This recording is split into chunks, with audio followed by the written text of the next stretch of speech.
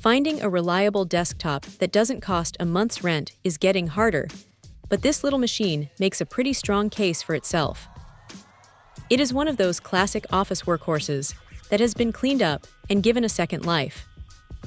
Right out of the box, the first thing that hits you is just how compact it is. It is not going to dominate your desk space, which is a massive win if you are working with a smaller setup or just hate clutter.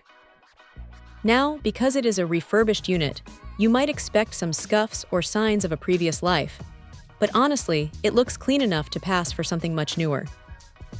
Under the hood, you have an Intel i5-6500 processor paired with 16 GB of RAM.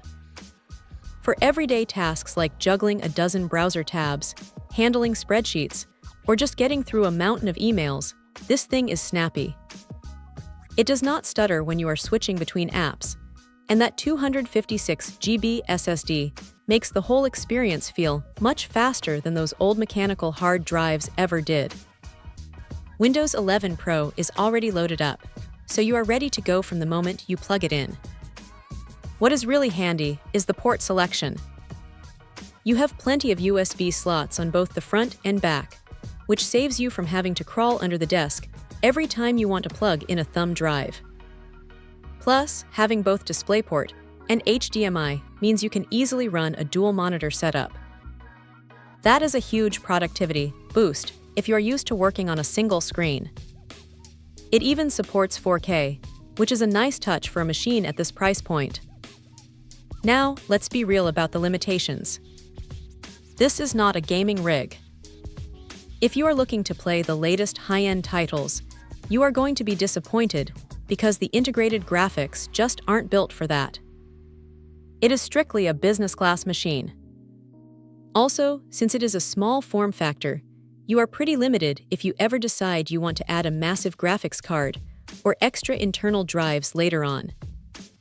You are basically stuck with the footprint you have.